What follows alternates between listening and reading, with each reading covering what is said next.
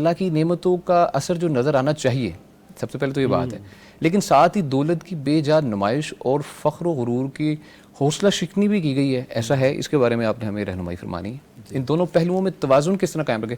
دکھایا بھی جائے اللہ تعالیٰ نے نعمت سے نوازا ہے، لیکن بے جا نمود و نمائش سے بچا جائے، کیسے توازن قائم کریں؟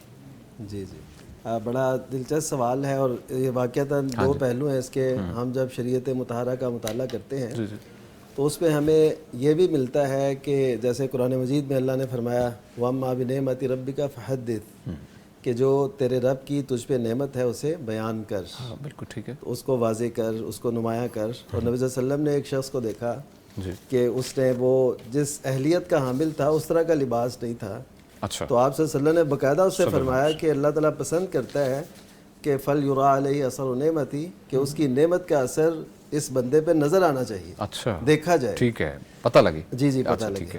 اسی طرح ایک اور حدیث مبارکہ ہے جس میں صحابہ نبی صلی اللہ علیہ وسلم نے فرمایا کہ وہ شخص جنت میں داخل نہیں ہوگا جس میں کبر ہوگا، تکبر ہوگا۔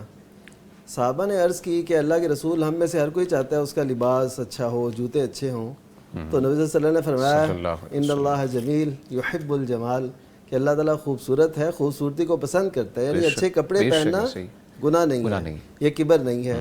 اسی طرح اچھا جوتا، یہ کوئی کبر کی بات نہیں ہے۔ کبر کیا ہے؟ پھر آپ نے وضاحت کی کہ باطر الحق وغمط الناس، لوگوں حق کو ٹھکرانا اور لوگوں کو حقیر جاننا۔ ہاں بالکل۔ اب دیکھیے یہ جو پہلو ہے نا، اصل یہ پہلو دیکھنے والا ہے لوگوں کو حقیر جاننا۔ اب یہ لوگ جو بڑی گاڑیوں میں، بڑی کوٹھیوں میں، بنگلوں میں اور اپنا ایک معیار زندگی قائم کر لیتے ہیں، یقین کیجئے یہ دوسرے لوگوں کو جو ان سے کمتر ہیں ان کو شاید انسان سمجھنا بھی مناسب نہیں سمجھتے، یعنی ان کو ایسے تحقیرانہ انداز سے ان کو وہ ڈیل کریں گے، انداز گفتگو سے، حتیٰ کہ گاڑی چلانے سے، ہارن دینے سے، اور اس طرح جو بھی کر سکتے ہیں وہ بتاتے ہیں پورا کہ ہم بھئی ہم ایک علیحدہ ہیں، تم ایک علیحدہ ہو۔ تو یہ جو کبر پیدا ہوتا ہے نا، اس سے شریعت مطہرہ روکتی ہے۔ جیسے نبی صلی اللہ علیہ وسلم کا واضح ارشاد ہے کلوا واشربوا وتصدقوا والبسوا، کہ کھاؤ پیو، صدقہ بھی کرو اور پہنو، لیکن شرط کیا ہے؟ فی غیر مخیلۃ ولا صرف، کہ نہ تو تم نے تکبر کرنا ہے اور نہ ہی تم نے فضول خرچی کرنی، فضول خرچی سے بھی بچنا ہے اور تکبر سے بھی بچنا ہے۔ اس کا مطلب ہے کہ پہناوے میں بھی تکبر آ سکتا ہے، اور جو ہماری ثقافت ہے، جو ہمارا رہن سہن ہے، اس میں بھی تکبر آ سکتا ہے، گھر میں بھی آ سکتا ہے، اور اسی طرح اس میں بھی آ سکتا ہے، گاڑی وغیرہ میں بھی، تو کوئی بھی صورت ہو اس کی۔ قرآن مجید میں شیخ موجود ہے یہ آیت؟ میں آپ سے رہنمائی چاہوں، کلوا واشربوا ولا تسرفوا، اسراف نہ کرو، یہ بھی اسی سے جی یہ بھی یہی ہے نا۔ اچھا، اسراف اس میں کیا ہے؟ جی ایک ہوتا ہے اسراف اور ایک ہوتا ہے تبذیر۔ اچھا ٹھیک ہے، ان دونوں میں تھوڑا سا فرق ہے۔ اچھا، اسراف یہ ہوتا ہے کہ ایک جائز کام ہے، مثلا کھانا ہم نے کھانا ہے، ہاں ٹھیک ہے، تو اس میں اتنی ڈشیں لائی جائیں کہ جن کے بغیر بڑا اچھا گزارا ہو سکتا ہے، ڈشیں زیادہ، پھر کھانا زیادہ، یہ ہو جائے گا اسراف، جو ویسٹ ہو جائے گا، جی جو ویسٹ ہوگا یہ اسراف ہوگا۔ اچھا تبذیر کیا ہے؟ تبذیر یہ ہے کہ ایک ناجائز کام ہے، مثلا شراب ہے، اس پہ لگا دیا پیسہ، وہ ویسے ہی ناجائز تھا تو اس میں پیسہ لگا دیا، تو اس کو قرآن مجید نے ان المبذرین کانوا اخوان الشیاطین کہا، کہ جو مبذرین ہیں، جو تبذیر کرتے ہیں، یعنی بیجا خرچ کرتے ہیں، جی غیر ضروری خرچ جس کا اجازت ہی نہیں ہے، اس پہ خرچ کرنا وہ تبذیر ہے، اور یہ شیطان کے بھائی ہیں۔ اور شیطان کے بھائی کیوں قرار دیا؟ کہ اب دیکھیے کہ وہ جو بھی ان کی دل میں آئے گا خواہش میں، انہوں نے وہ پوری کرنی ہے جیسے بھی وہ ان کی پوری ہو سکے۔ تو اس وجہ سے جو بھی کام کرنا ہے اس میں تکبر نہ ہو، اور اس میں اسراف اور تبذیر تو بالکل منع ہے، اور اسراف سے بھی ہمیں بچنا چاہیے، اور قرآن مجید کا بھی یہ حکم ہے۔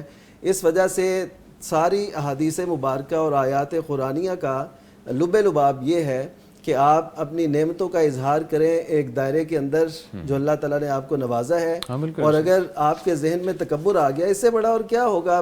یہ بندہ جو 4 8 گاڑیاں ساتھ لے کے ہمیشہ گھوم رہا ہے، اب یہ کیا دکھانا چاہتا ہے؟ کوئی ظاہر ہے یہ تو تبذیر ہے۔ ہاں جی بالکل ایسے ہی، یہاں تو ضرورت بھی نہیں نا ایسی کوئی، بالکل، تو ویسے ہی لے کے جی ہم ایسے ہیں اور ویسے ہیں، اور اسی طرح اپنے گھر دکھانا اپنی ایسے، اور اس سے پھر جو غریب ہمارا طبقہ ہے، کیونکہ آج کل ہر چیز سوشل میڈیا پہ آتی ہے، تو آپ صلی اللہ علیہ وسلم کی تعلیمات اگر دیکھیں تو کسی کا دل دکھانا اور اس انداز سے خود ہی حسد کا شکار ہونا، یہ بھی تو ہے نا۔ بس اپنے سٹیٹس لگائیں گے، پھر نظر لگے گی، پھر قتل و غارت بھی ہوتی ہے اس حوالے اس میں سے، اور معاملات آتے پھر ہیں ہاں جی، اور اہانت بھی ہوتی ہے، کئی پہلو نکل آتے ہیں. بالکل تو ہم سب کو بڑا دیکھ کے چلنا چاہیے، اور خصوصاً ایسے حالات کے اندر جب ملک کا بیشتر حصہ پانی میں ڈوبا ہو تو پھر بھی لوگ اپنے وہ اسٹیٹس اور معیار اور ایسی چیزوں سے واپس نہیں آ رہے. تو اللہ تعالیٰ سب کو ہدایت دے. اور یہ بھوک اہم ہے، ترین مسئلہ سو معاملات ہیں، وہ دیکھ کر وہ کہتے ہیں ہم بھی پاکستان میں رہتے ہیں، یہ بھی رہتے ہیں. ہاں چاہے اس میں ڈاؤٹ نہیں ہے کہ ظاہر ہے انہوں نے وہ تو محنت سے تقسیم ہے کمایا اللہ ہے، تعالیٰ. جی جی محنت سے ہم کمایا یہ ہے، نہیں کہتے کہ نصیب انہوں ہے، نے، ساری ہاں چیزیں. جی لیکن اس کو آپ کی بات درست ہے کہ اگر آپ ایک گاڑی سے چلا سکتے ہیں، باہر آپ کا کام ایک گاڑی کا ہی ہے، اگر تو آپ افراد جا رہے ہیں، 2-3 فیملیز جا رہی ہیں، یہ تو ضرورت ہے.